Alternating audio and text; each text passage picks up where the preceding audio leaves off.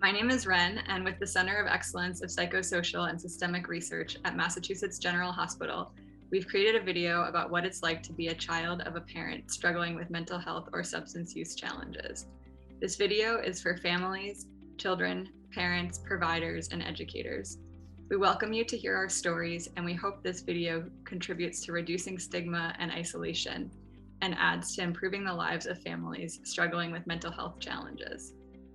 My name is Zayana, and I am an outreach coordinator with the Recovery Learning Center in Brockton. I didn't understand that my mom had a drug addiction.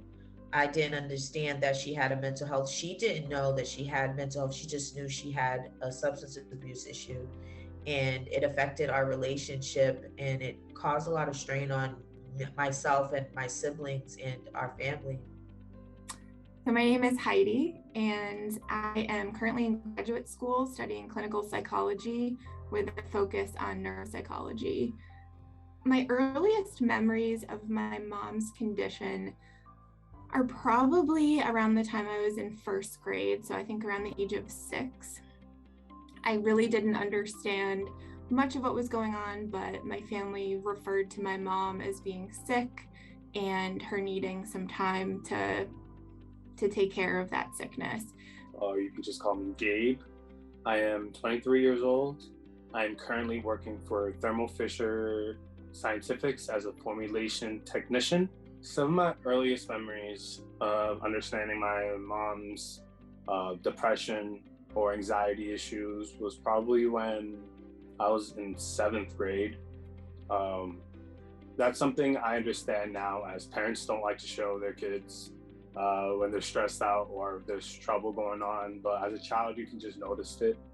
But that's something I never really brought it up to her until it really started being a struggle on me and her. What I'm doing now is that I'm a psychotherapist, I'm a social worker, and I have a private practice, and I see children and adolescents and young adults. I'm in Western Mass, and I work with lots of folks in the LGBT population. I guess my earliest memory that my mom wasn't doing okay on a weekend morning, and my dad and I taking her to the hospital. And I had no idea what was going on. And that's all I remember. I don't remember like what happened when we got to the hospital. She didn't come home. I don't even really remember going home. I just remember that moment in the car. So my name is Peter Burke. I'm a sophomore now at Middlebury College. I'm 19 years old, and I'm studying mathematics here. So that would have been when I was pretty young. So I didn't have a total understanding of it. I remember it definitely being kind of watered down to me almost. Like I knew that he was struggling a little bit, and I knew that I wasn't seeing him as often.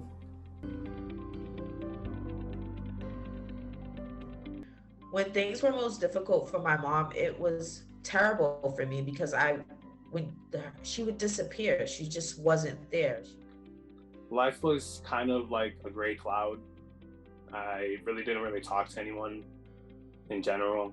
The anxiety was something I knew to keep that down. I worked hard personally to make sure I got good grades, to, try to make her happy or just work hard around the house. Is that I was just really, really shut down, and there wasn't really anyone around who could help me emotionally. We saw each other every other weekend and one night a week for dinner, and there always had to be another adult there. And that was hard to develop a relationship. So I'd lived with my grandparents for a couple of years, and then I moved back in with my mom. And while she was definitely on the road to recovery, she was still dealing with a lot of heavy issues. Like, I think that it was difficult to be a kid and also see your mom in that state. And to also feel some not responsible for her issues, but feel some responsibility for, I know my mom's really upset right now. Like, how can I make her feel better? I know my mom has told me that there were like other parents in school who didn't want me to like be with their kids outside of school, or I think probably parents who didn't want their kids coming over if it was just my mom around. Another parent in the class who came up to me when I was like 8 and was like, "So I understand your mom's in the hospital." And I was like, "Yeah." So that definitely stands out as a way that people talk about my mom's condition, like without talking about it. There was a lot of stigma around my mom's addiction growing up, as far as the other kids that noticed that my mom had a drug issue, or going to school and them the this faculty recognizing that I was unkept or things like that. And the part of the stigma that was hard for me when I was growing up was resources, as far as like mental health support, therapy, and things, asking me questions and probing about my home life. And I was in fear, because we are of color, that I would be taken away from my mom and my home life with her. And so I lied a lot. So the stigma, it caused me to have confusion about getting help and support. It caused me to have strained friendships and relationships and not able to really keep friends. After I moved back in with my mom, and she was on Social Security, so she was receiving disability benefits because she wasn't working. I think I experienced or felt more stigma around the financial side than I did her mental health condition.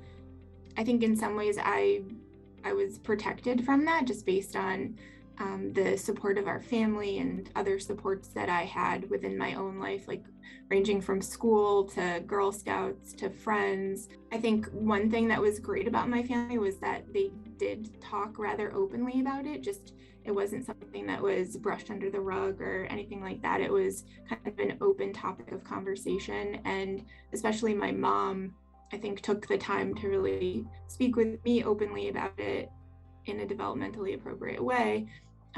But she was really open about her struggles and what she was dealing with. Well, obviously in my family, it was like a pretty normalized thing to talk about mental health or what was going on. But I also feel fortunate that in the, like, where I grew up, it was just, that was something that was talked about in our schools and just in our day-to-day life. But at the same time, I don't think there's anything to be lost from talking about it more openly. I mean, every once in a while I'll hear people say, whether it's make a bad joke or just say something offhand, where I feel like from the kind of background that I'm from, I kind of like cringe a little. I'm like, oh, maybe shouldn't say that. And my family didn't really talk about it. My mom didn't really talk about it until she was in recovery.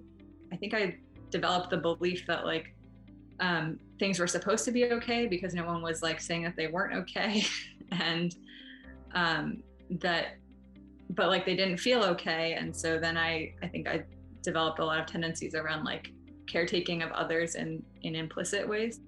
The way I was protected by any stigma was not really talking about it. People really never knew about it, so they never really had anything to talk to me about. And it was a double-edged sword, because as a kid, I felt alone. But now I'm more open to it because my mom is more open to it, and both having understanding and knowing that we're both in a safe space to talk about it. It was difficult to understand all of like the complexities of those situations as a 10-year-old. But at the same time, you know, I knew that my mom was trying really hard and that she was working so hard and diligently and was so dedicated towards improving her condition. I really think that she set a high bar for being a selfless, super supportive, like always present. You know, even when she wasn't there with me physically, like I knew that I had the support of my mom. I knew that she was there with me. My dad eventually moved into a house right around the corner from where my mom lives. And I remember that making things a lot easier, because at that point it made it a lot easier to have a more normal relationship with both my parents because they're both just right there. But I know that he was seeing a group, and I remember one time he came home and they had made chocolate popsicles that night, and I was really excited. Around my late middle school and early high school life, family therapy did start becoming more of a helping tool. Definitely just having that middle ground and having that person there to articulate my words better, especially as a child, to my parent, and for my parents' words to be articulated better to me as a child. There was a time when I was growing up when my mom and I had been reunited after me being in the foster care system for over a year. And we had to do family therapy in order for us to get back together as a family unit. And we celebrated that entire week. We went to a couple of her events, conferences for people in recovery, and there were other children there that were my age. I was about 14, 15. And we had a great time. We went shopping for the day. We got our hair and our nails done. And I will always remember that moment. It's hard for me to forget because we had so much fun and we connected so much in our reunification.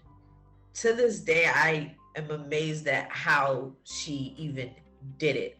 She kept a roof over our heads. She, she kept a job. She kept a car. She kept up with her bills. Well, when my mom came back from inpatient, she started AA.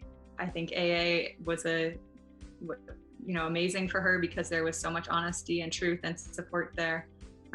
So I think a big part of things getting better was just people in our family moving out of denial. Part of things getting better was my mom really wanting to make things better and wanting to maintain her recovery and her sobriety so that she could have a relationship with me. We're continuing to get closer. I'm more and more able to welcome her suggestions and ideas and support in ways that I used to push back against. I think that's probably pretty normal for any parent-child relationship, mental illness or not. The fact that he was still able to stay as involved in my sister and my lives as he was, like, in my mind, there was nothing weird about my relationship with him at the time. And I know from talking to him more recently that there was a period of time where it wasn't super easy for him to have a normal relationship with his kids. And we spent a lot of time working on our business, working in the community, volunteering, going to our recovery groups. Also, we spent a lot of time doing therapy and self-help. We, engaged together. I was probably in 5th grade, and it was probably like the dead of winter. And my mom had the idea to put a picnic together, and we would go to this park where the pond had frozen over, and I brought my ice skates. It was really fun, and it was just a great example of how my mom came up with really creative, really fun activities for us to do that always kind of captured the magic of life and the possibility that, how fun things could be and how you could, basically make any situation exciting and fun. I've grown from the experience of having a parent with a mental health challenge by being able to access resources for whatever life may throw at me. I grew up in the recovery system. What my mom has shown me is human resiliency and people's ability to heal and grow and develop spiritually and emotionally. I think you don't have to be a perfect parent to parent well.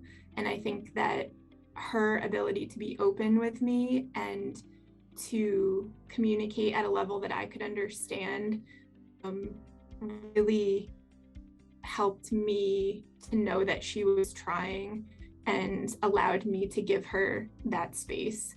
I truly understood that this was something my mom was working on about herself. Parents are human. They make mistakes. They've gone through things. They may be hurting, having trouble healing, having trouble accessing support. I guess my advice is like, get the support you need for you and stop worrying about everyone else. And like, you can't fix your parent, you can't heal your parent, you can't fix anyone else. And it's not your job. Communicate to parents that even if you're struggling with mental health difficulties, you can still be a great parent, but there are resources out there. There's people who've been through it, and there is a light at the end of the tunnel, and kids can turn out okay.